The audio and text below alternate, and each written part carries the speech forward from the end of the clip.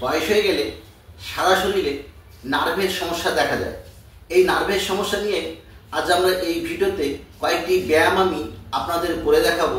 আপনারা যদি রেগুলার এই ব্যায়ামগুলো করতে পারেন তাহলে কিন্তু নার্ভের কোনো রকম সমস্যা থাকবে না। তবে আপনারা বুঝবেন কি করে যে আপনাদের নার্ভের সমস্যা হয়েছে। দেখবেন অনেক সময় হাত ঝিমঝিম করে, পা ঝিমঝিম করে, হাত পা অসাড় অসাড় বলে মনে হয়, বা কোনো কাজ করতে গেলে আপনি জোর দিয়ে সেই কাজটা করতে পারেন না। অনেক সময় ঝুঁকে কাজ করতে গেলে মাথা ঝিমঝিম করে। এই সমস্ত যদি সমস্যাগুলো আপনাদের দেখা যায় তাহলে বুঝতে হবে যে আপনাদের নার্ভের সমস্যা হয়েছে। তো এই নার্ভের সমস্যা থেকে বেরিয়ে আসার জন্য আমি আপনাদের কয়েকটি সহজ সরল ব্যায়াম এক্সারসাইজ দেখাবো। যদি আপনারা এগুলো রেগুলার করতে পারেন তাহলে কিন্তু এই সমস্ত নার্ভের সমস্যা একদমই থাকবে না। বয়স হয়ে গেলে এই সমস্যাগুলো আমাদের সকলের মধ্যেই দেখা যায়। কিভাবে আপনারা এর থেকে বেরিয়ে আসবেন তার কিছু ব্যায়াম আমি এই ভিডিওতে আজকে দেখাবো। আপনারা আমার সঙ্গে সঙ্গে এই ব্যায়ামগুলো করার চেষ্টা করবেন, দেখবেন আপনাদের শরীর সুস্থ হয়ে উঠবে। কিভাবে করবেন আমি 1 নম্বর ব্যায়াম আপনাদের দেখাচ্ছি।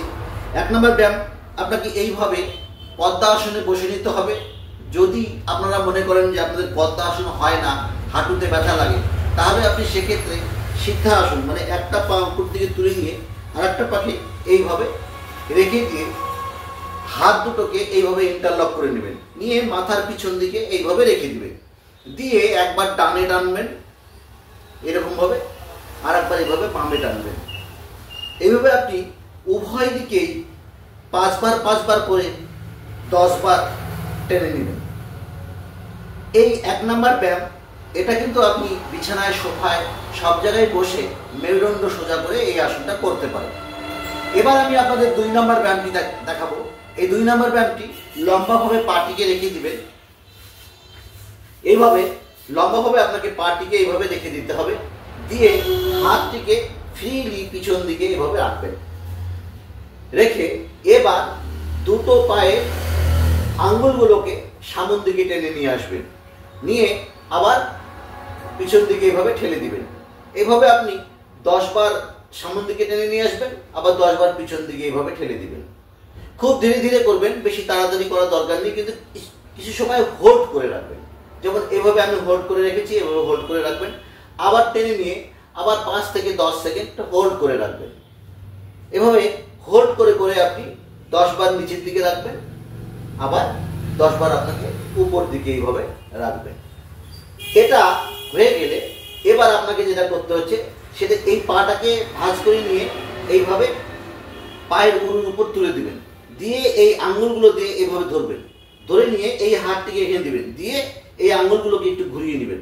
1 2 3 4। এবার 4 নম্বর যে ব্যায়ামটি করতে হচ্ছে সেটা এইভাবে হামাগুড়ি দিয়ে বসে নেবেন। এভাবে হামাগুড়ি দিয়ে বসে নিয়ে আপনাকে মেরুদণ্ডটাকে নিচের দিকে নামিয়ে মাথাটিকে উপর দিকে তুলবেন। এইভাবে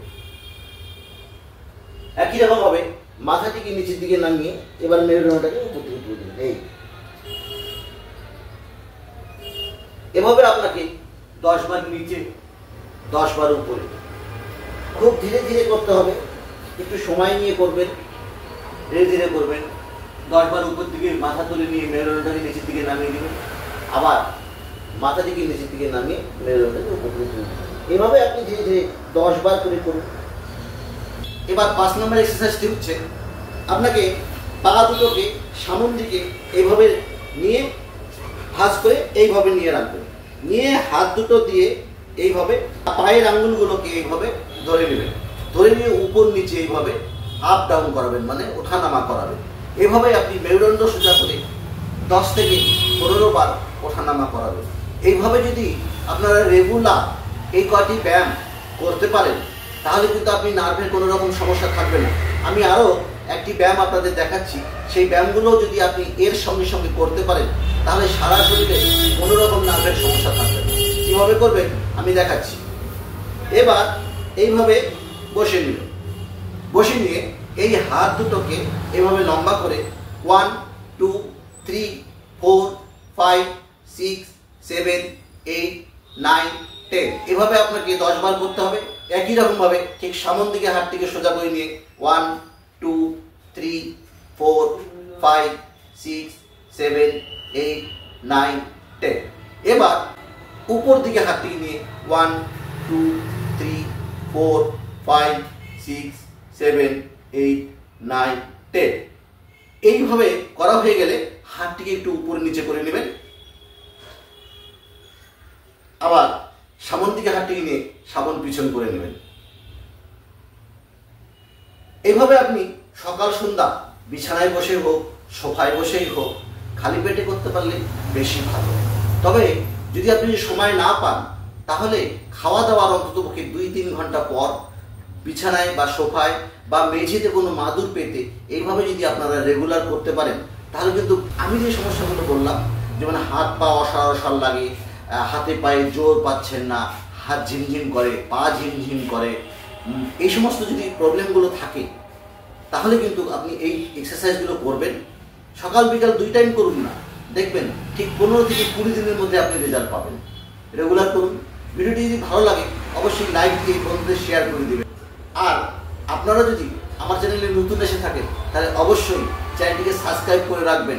আমাদের এই সমস্ত রোগের ভিডিওগুলো সবসময় আপলোড করে থাকি, তাহলে স্ক্রিনের নোটিফিকেশনের মাধ্যমে আপনারা পেয়ে যাবেন। আজ এই পর্যন্তই।